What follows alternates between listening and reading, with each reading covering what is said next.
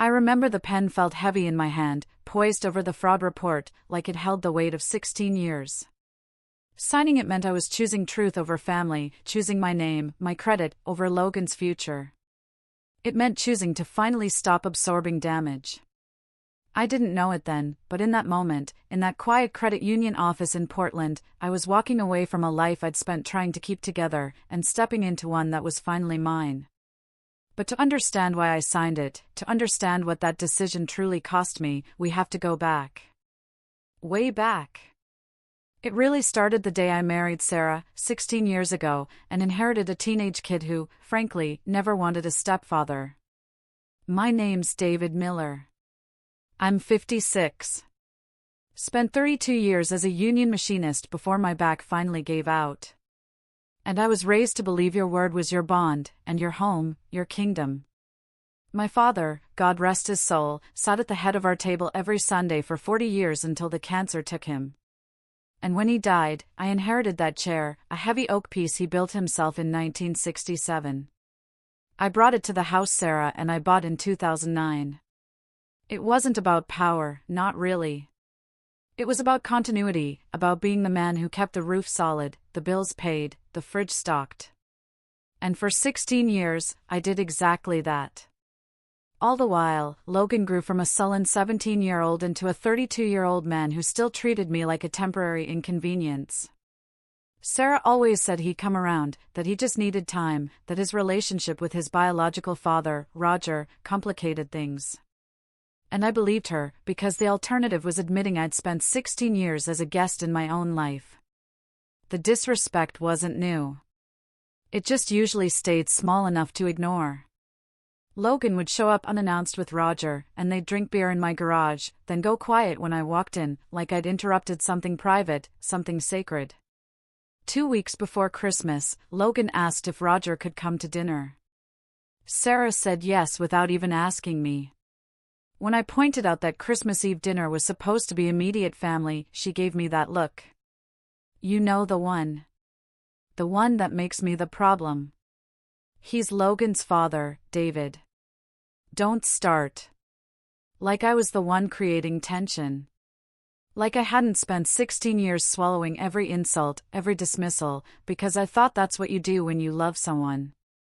Christmas Eve started normal enough. I spent the morning cooking a huge ham, roasted vegetables, 3 kinds of potatoes, because Sarah's sisters always complained if there wasn't variety. Logan texted around noon, said he'd be late because he was picking up Roger. Sarah read the message and actually smiled. Smiled, like this was good news. And something cold, a tiny, hard knot, settled in my chest.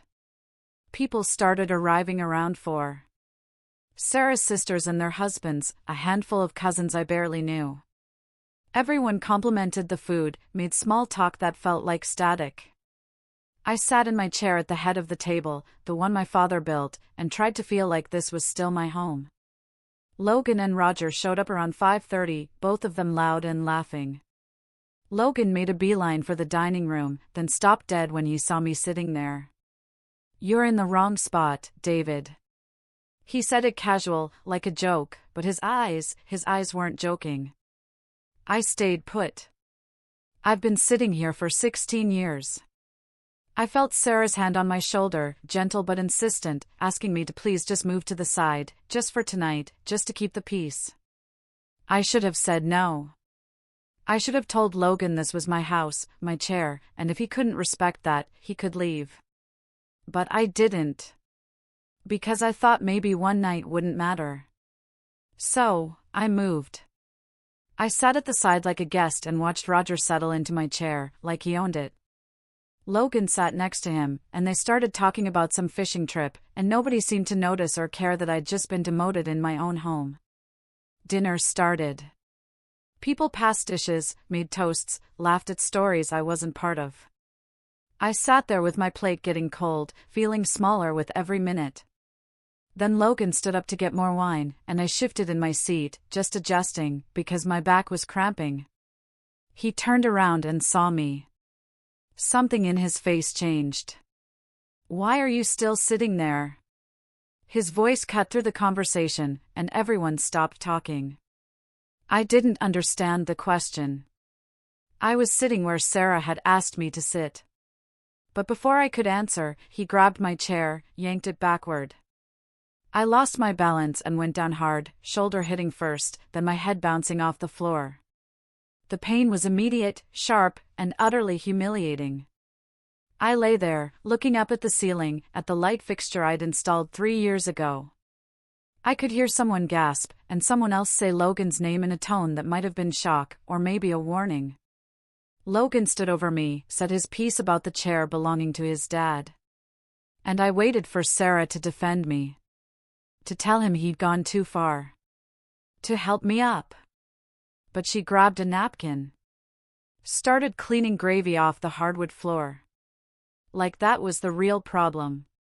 And asked me, in this tight, embarrassed voice, to please just go calm down in the other room.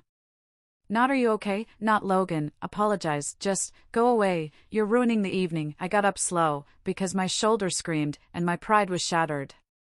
I walked out through a room full of people who suddenly found their plates very interesting. Roger called after me, something about not being able to take a joke. Logan laughed. I kept walking. I grabbed my jacket from the hook by the door, walked past the Christmas tree I'd spent 4 hours decorating, and left. My phone stayed silent the entire drive to a motel off Highway 5 in Corvallis. Not a single call or text. And I realized that I'd been erased from my own family without anyone bothering to tell me. The motel room smelled like bleach and cigarettes someone had tried to hide with air freshener. I sat on the edge of the bed, still wearing my gravy-stained shirt, trying to figure out how I'd let it get this far. My phone buzzed once around midnight. A text from Sarah saying we'd talk tomorrow. Like this was just another argument we'd smooth over with apologies I'd be expected to make. I didn't respond. I lay down, fully clothed, and stared at the water stain on the ceiling, wondering when exactly I'd stopped being a husband and started being an obstacle. I couldn't pinpoint the moment because it hadn't been sudden. It had been erosion. 16 years of small cuts. I finally fell asleep around 3 in the morning. When I woke up 6 hours later, my phone showed 23 missed calls and a text from my credit union asking me to contact them immediately about suspicious activity on an account I didn't even know existed. The credit union opened at 9. I was standing outside the door at 8:50, wearing the same shirt from last night, because I hadn't gone home to change. When Jessica Stone called me back to her desk, she had that look people get when they're about to ruin your day, but it's technically not their fault. She pulled up an account I'd never seen before. Showed me a loan for $47,000, taken out 6 weeks ago, with my signature as co-signer. And my first thought wasn't anger. It was confusion. I hadn't signed anything since refinancing the house in 2019. It was a consolidation loan tied to Logan's small business equipment, and my credit was the only reason it got approved. Jessica rotated her monitor so I could see the application form. There was my name, in blue ink, David Miller. Right next to Logan Brooks as primary borrower. The signature looked close enough that I understood immediately why the bank had approved it. Then she showed me the security question they'd used to verify identity over the phone. It was my father's middle name, Joseph. Something I'd told Logan once, years ago, when he'd asked about the chair. He'd remembered. He'd saved that information and used it to steal $47,000. And the loan was already 30 days past due, which meant it was about to absolutely wreck my credit score that I'd spent 3 decades building. I sat in that chair, trying to process what this meant. That the humiliation on Christmas Eve hadn't been the end of something. It had been the beginning. That Logan hadn't just disrespected me. He'd planned this. He'd gone through paperwork, phone calls, deliberate fraud, using a piece of my father's memory as the key. Jessica asked if I wanted to dispute the signature. I heard myself say yes before I'd fully thought it through. She printed forms, explained the process.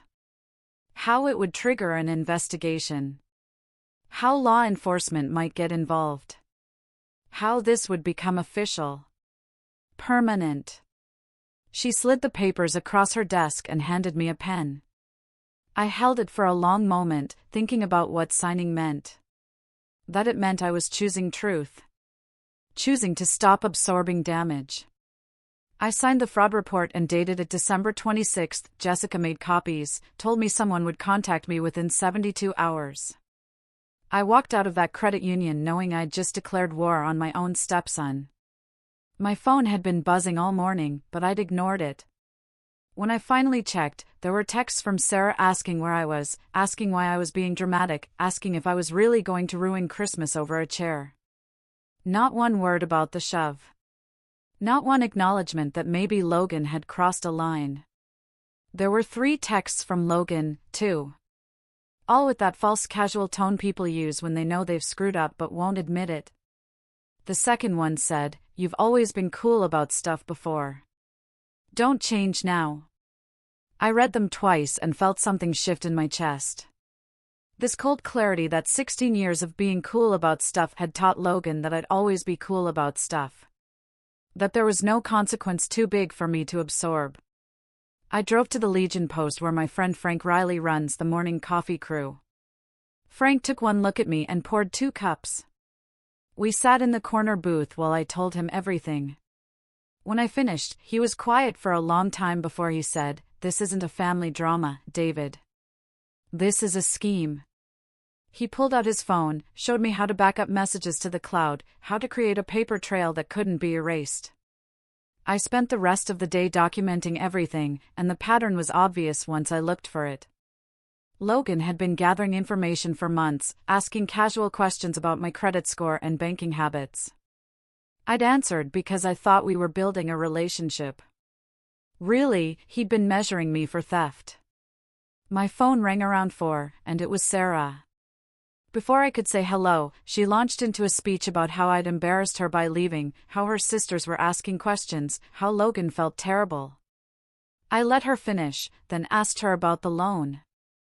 Said the bank had called me about a $47,000 debt I didn't know existed. The silence on the other end lasted so long I thought the call had dropped. When she finally spoke, her voice had changed. Gotten smaller. She asked how I'd found out. Not what loan, not that's impossible, just how did I find out, which meant she'd known. She tried to explain it in that rush of words people use when they're caught. Said Logan had been desperate. Said he'd needed the money to save his business. Said she'd told him it was wrong, but he'd insisted I'd never notice because the payments were set up automatically from an account she'd opened in my name. The account was new, paperless, and Sarah had been intercepting the mail. When I asked how she'd gotten my signature, she admitted she'd practiced copying it. Said it had only taken a few tries. Said she'd done it to protect our family, because Logan's business failing would have devastated him. She admitted she was terrified of Logan spiraling, and even more terrified of confronting Roger. I asked her why she hadn't just asked me for the money. And she said, "Because you would have said no, David. You always say no when it comes to Logan." And I realized she'd known I'd say no, and had decided my opinion didn't matter enough to even ask. She told me not to do anything rash. Said if I just came home, we'd work it out. And I told her I'd already filed a fraud report, and the bank was investigating. She sucked in a breath. Asked if I understood what that meant, if I knew I was destroying Logan's life. I said, he destroyed mine first, and hung up. Detective Hayes called 2 days later. Asked me to come to the station with any documentation I had. I showed up with a folder full of bank statements and screenshots. Hayes looked through everything methodically, comparing signatures, checking dates. After 20 minutes, he leaned back. Said the signature was obviously forged, that this would move forward to the district attorney. He asked if I wanted to press charges, and I said yes, without hesitation. People think fraud is a white-collar thing, detective. But what my stepson did was steal my identity and my father's memory to finance whatever he couldn't afford. And that's not a family issue. That's a crime. He gave me a case number and told me to prepare for pushback. I walked out feeling lighter and heavier at the same time. That night, I sat in the motel room, listening to my voicemail fill up with messages from Sarah's family, telling me I was tearing the family apart. Logan left one message, his voice tight with rage, saying I'd always paid for things before, that was the deal. I paid, and he tolerated me. And now I was breaking the deal over money like some kind of cheapskate. He called me weak. Called me petty. Said his real father would never do this to him. I saved that voicemail. Then there was one from Roger, his voice calm in a way that felt like a threat, saying I should think very carefully about what I was doing, that families protect each other. I deleted nothing and backed everything up twice. Then my phone buzzed with a text from Sarah's sister, Michelle, someone I barely spoke to. The message just said, "You need to hear this," with an audio file attached. I almost didn't listen to it, but something made me click play. The audio was scratchy, like it had been recorded from another room. I heard Logan's voice first, saying, "He'll pay for it. He always does." And then Sarah, "But what if he checks the account?" And Logan laughing, "He won't, Mom. The guy's too weak to even look at his own mail. We could run this 3 more times before he noticed." There was more. About me being convenient. About me being easy to manipulate. About how they planned a Christmas confrontation to shake me up before the first loan payment came due, so I'd be too emotional to think straight if I found out.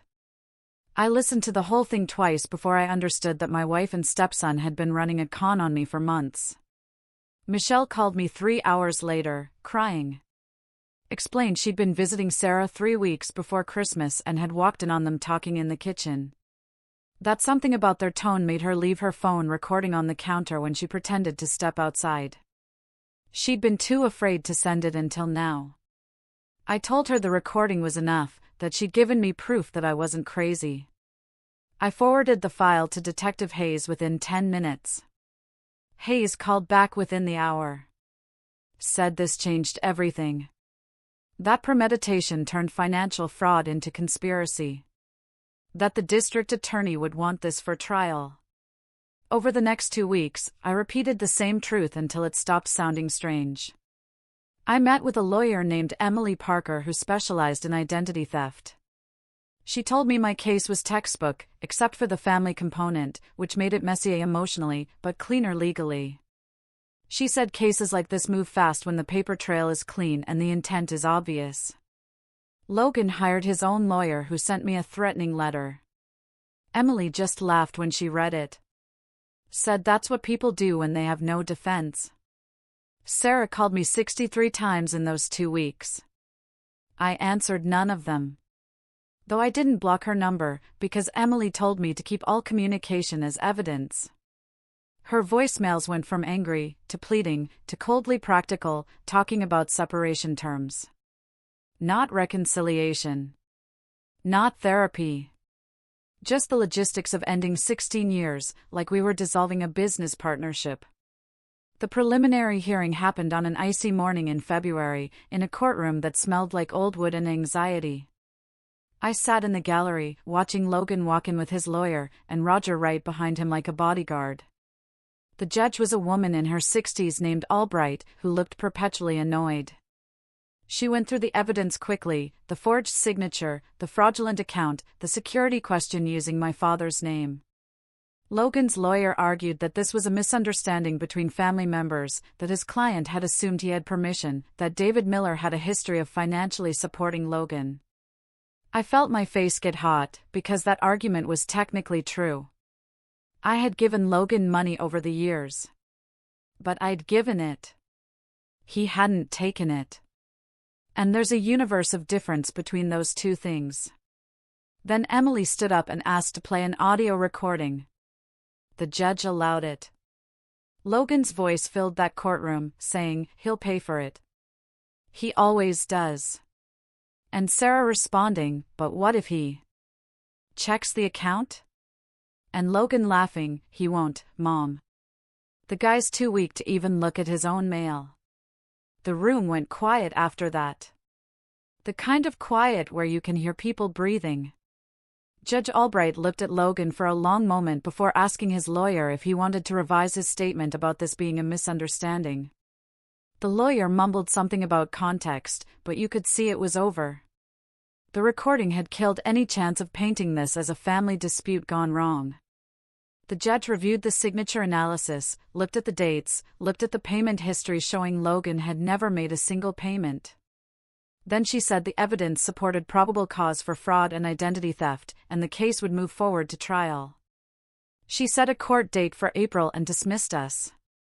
I walked out knowing I'd won the first battle. Logan caught up to me in the parking lot and grabbed my arm. His face red and twisted. "You're really going to do this? You're going to destroy me over money?" I pulled my arm free. Told him he destroyed himself the moment he signed my name. Roger stepped between us. Told me I was making a mistake. That family doesn't turn on family. I looked at both of them. You're right. Family doesn't. Which is why I know exactly what you are. The trial happened in late April and lasted 2 days. Logan's defense tried to paint me as vindictive, as someone who'd never accepted Logan as a real son, who was using this as an excuse to punish him for Christmas Eve. Emily let them talk, then showed the timeline. Proved that the loan application had been submitted 6 weeks before Christmas. That the fraud had started long before any argument about seating arrangements. That Logan had planned this systematically and used my father's memory as a tool. The jury deliberated for 4 hours and came back with guilty verdicts on 2 counts of identity theft and 1 count of fraud. Logan's face went white when the judge read the sentence: 18 months in county jail and restitution of $47,000 plus legal fees. Sarah wasn't in the courtroom. Hadn't shown up to either day of trial. I learned later she'd filed for divorce the same week the verdict came down. I moved my stuff out of the house on a Saturday in May while Sarah was at her mother's. The only thing I really wanted was my father's chair. It was still at the head of the dining room table where Roger had sat on Christmas Eve. I loaded it into my truck bed, carefully wrapped in blankets so it wouldn't get scratched, and drove it to the apartment I'd rented near the river. The apartment was small, just 1 bedroom and a kitchen that barely fit a table. But it was mine. Every square foot of it was mine. I set the chair by the window overlooking the water and sat in it for the first time in 5 months. It felt different than I remembered. Heavier, maybe.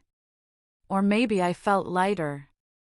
I sat there, watching the sun go down over the river, thinking about what I'd lost and what I'd kept. Michelle called me a few days later and said Sarah was telling people I'd ruined Christmas, ruined Logan's life, ruined the family over pride and a piece of furniture. I asked Michelle what she thought. She was quiet for a moment. Then she said, "I think you're the only one who tried to keep the family together, David. Everyone else was just using it as cover." That felt like closure. Like permission to stop carrying guilt that was never mine to begin with. Logan sent me 1 letter from county jail. 3 pages of rambling justification about how I'd had so much and he'd had so little. How it wasn't fair that I got to play father without earning it. How the money should have been his anyway, because Sarah was going to inherit half of everything when we divorced. I read it once and threw it away. There was nothing in those pages I needed to respond to. Just a 32-year-old man still blaming everyone else for the consequences of his choices. I still sit in my father's chair most evenings. Still feel the weight of what it represents. But now it's different, because I'm not performing authority or claiming space I have to defend. I'm just sitting in a chair my father built, in a home that's actually mine. People ask if I regret it, if destroying my marriage and my stepson's future was worth $47,000. And I tell them it was never about the money. It was about the moment I realized I'd spent 16 years being convenient. Being the person who absorbed damage so everyone else could stay comfortable. And one day, I decided I'd rather be alone than be a doormat. Rather be honest than be welcome. I didn't lose a family. I stopped pretending I had one. And that's not the same thing at all. What do you think? Was I wrong to finally stand up for myself?